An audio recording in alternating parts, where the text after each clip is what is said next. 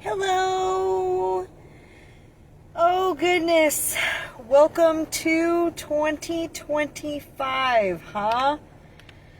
I have a couple of things I want to talk about today, and I'm kind of hoping that a couple of people might pop in. So, hopefully everybody's having a good start to 2025, that everyone's having fruition, and everybody's able to maintain and sustain in transitioning to the new year. I hope everyone's staying afloat. I know it is rent's due, insurance is due, car payments due, phone bills due, everybody's hungry type situation.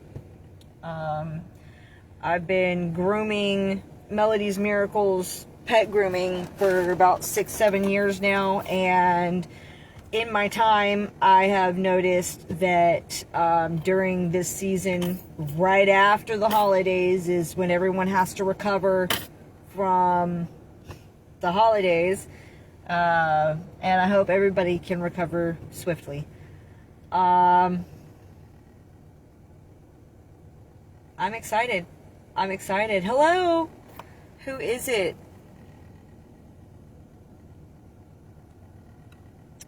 Who's there?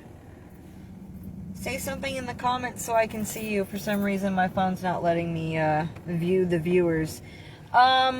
So I'm excited. It looks like I might have been right. I made a post a couple of weeks ago, or maybe a week and a half, something like that, within, expressing that I had a feeling that this year was going to bring freedom and peace, and I had a hunch. Nobody had contacted me.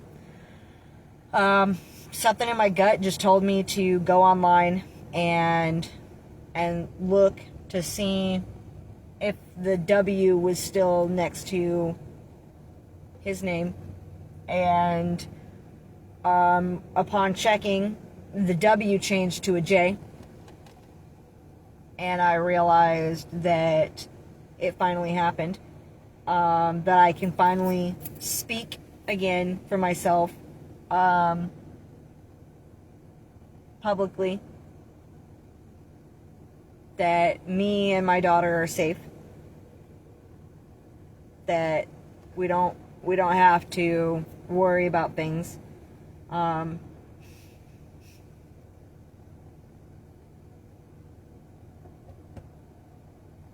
That we can have a normal life. Maybe.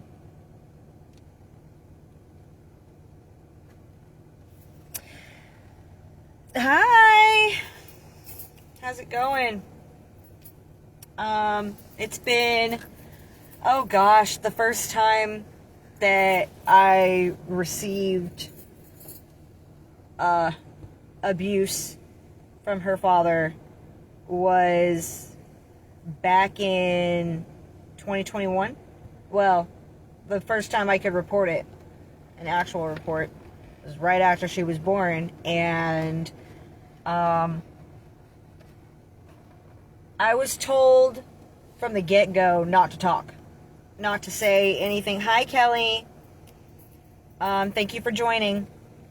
I was told that that I needed to kind of keep quiet, at least until the end of the court proceedings, which I did. I did very good. Even after the court proceedings, I maintained my quiet because it just wasn't safe. And I think I'm ready to talk about things. I'm ready to, if not for anybody else, but for myself. I don't so much care about the stories that have been told about me or the things that have been said about me. I could care less. I I took care of myself. I took care of my daughter. I gave her a little bit of peace and stability that she so desperately needed and that I so desperately needed, but that due to court order stipulations, there was no way to obtain or for me to give that to her because I was being told to do something else. And now I still have the same court stipulations, however, due to his actions, which no one else can take blame or fault for but him. I've been told by the DA not to contact him, not to respond to any messages, because there were a few recently, but I made it clear prior to being informed, by law, not to encounter, not to entertain conversation.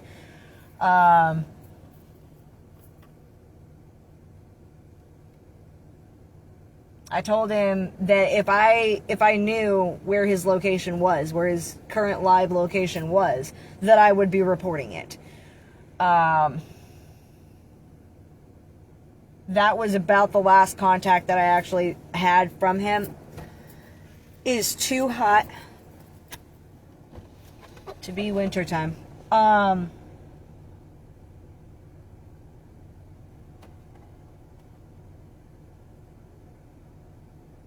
It's okay. It's going to be okay. I'm nervous. I'm scared. I don't know what the future brings. I do know that whether he was incarcerated or not, he would not be supporting this child. That is my job, solely my job. And I try to do the best that I can while maintaining a balance of her being able to have her parent in her life on a continual basis, because it's already hard enough. It's hard enough on her, it's hard enough on me that she only has one parent. And we are grateful for any comfort, solace, support, involvement in our lives that we have that brings any silver linings or just rays of light, normalcy into our lives. I'm not sorry for protecting us. I will never be sorry for protecting us. I'm not sorry for screaming. I'm not sorry for screaming when I was assaulted. We are trained. We are taught all our lives as women that if we're in a dire situation in which we do not see a way out for ourselves, that we can make for ourselves. We have no way of defending ourselves. There is no way of obtaining a weapon to use for defending ourselves. What do? You scream. We've actually been trained to scream fire. Fire, fire, there's a fire. Because if you just scream, we've been trained that people will be less likely to call the police or call for help if they just hear someone scream, because they don't want to get involved. But if they hear somebody screaming fire, fire, they'll be more likely to call. Well, I learned very quickly the reality of that situation when I screamed. I didn't scream fire, fire. I screamed help, help me, help. There's a knife. And the police were called to the scene on me for disturbing the peace. So I will never be sorry for disturbing the peace that day. I do my best to maintain, my own little bubble, stay out of everybody's way.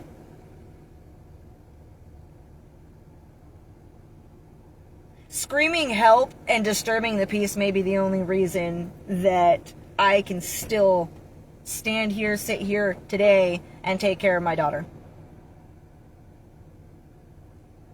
What he was booked for happened in 2023. When he was in the midst of attempting to kidnap Harmony.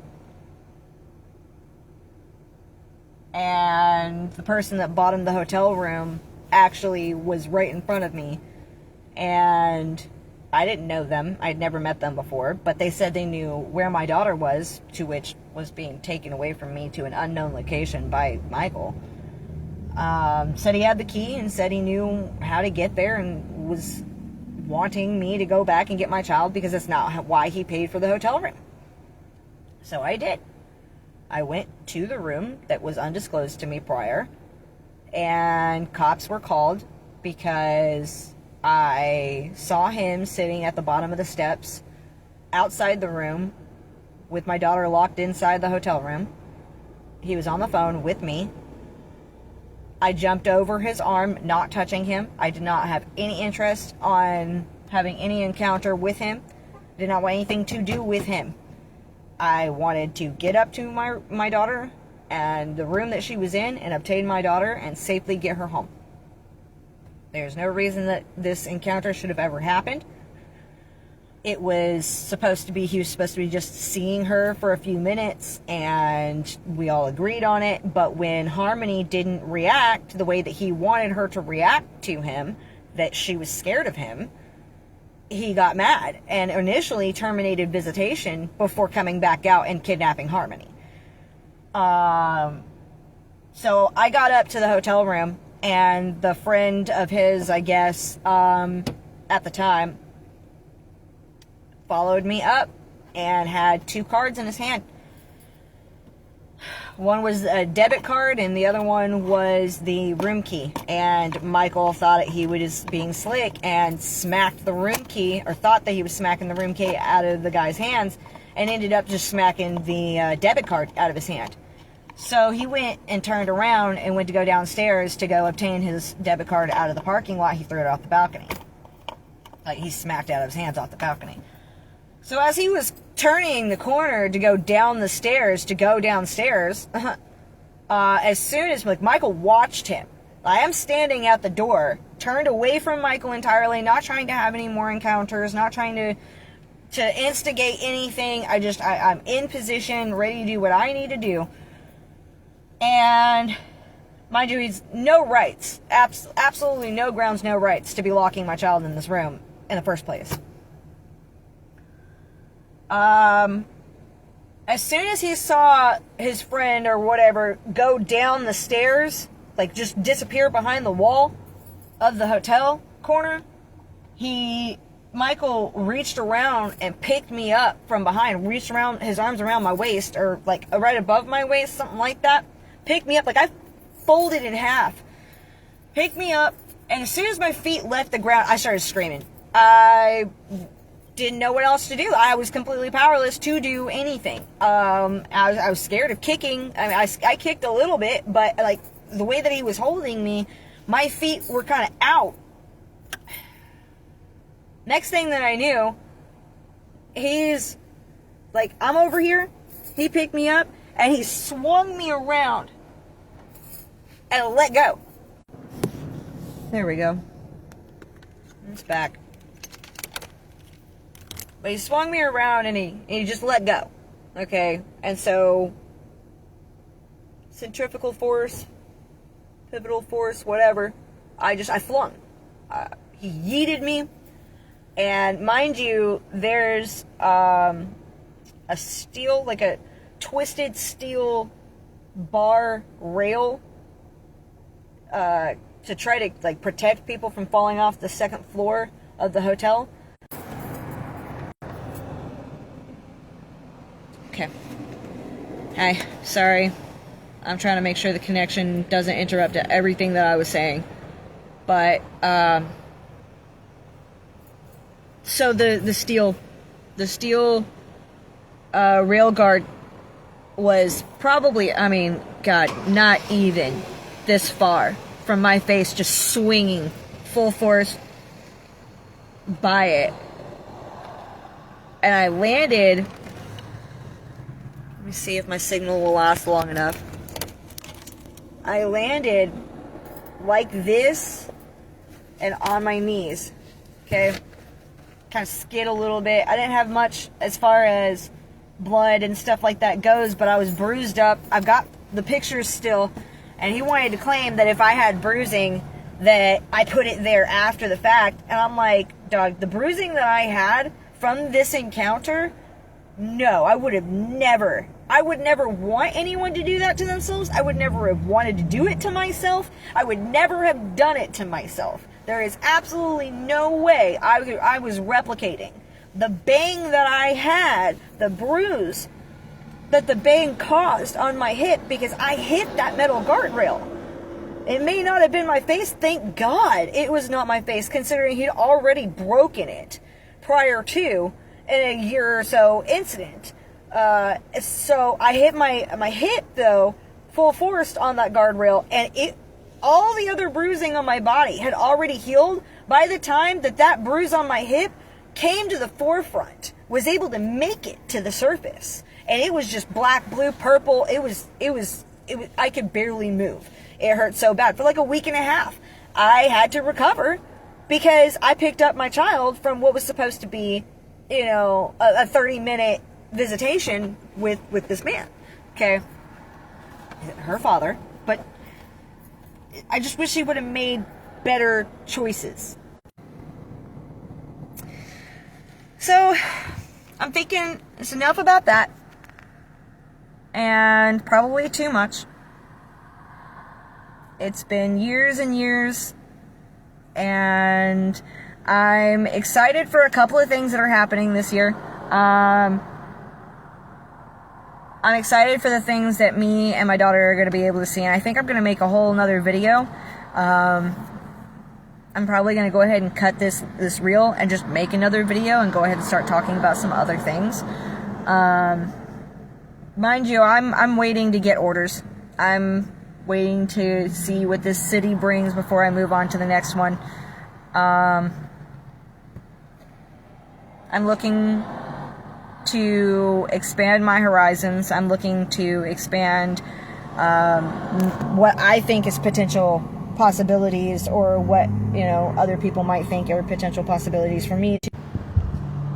I hope to be able to touch people who are going through, or who have been through, or could potentially see themselves going through a similar situation to what I've been through, or to domestic violence survivors in general.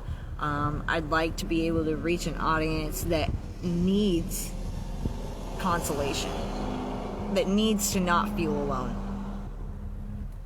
that needs to know that sometimes the quiet road that you fear taking, that intimidates you, the lonely, may be the gold that you're looking for. Maybe exactly the path that you need to take to find the most justice. Patience is truly virtue.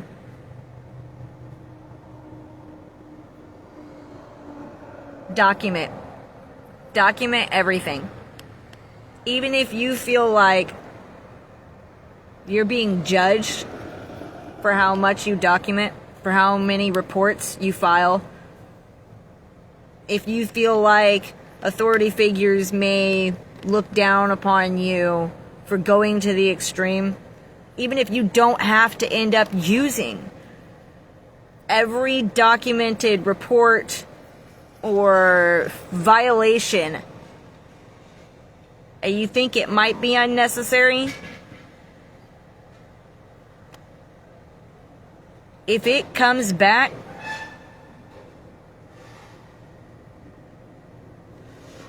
you can put the documents in place and not have to use them. But if you have to use them and you don't have the documents in place, that's where you're going to find yourself in a sticky situation. Report everything. Don't let yourself get hurt over and over and over again and have nothing to fall back on. My reports for 3 years my not being silent or picking and choosing where to be silent.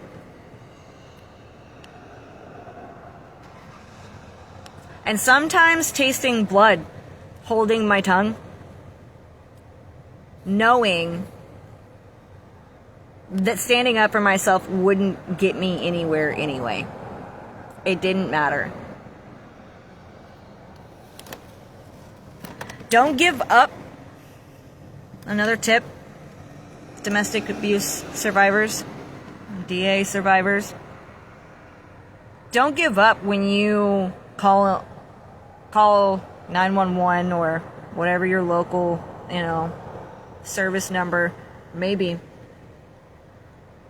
And it's discouraging. Like, you're asked, well, why do you think that it would be important for us to investigate this person? Do you feel like you're in direct danger? Which really just means, are they right in front of you and are they attacking you? Do not give up.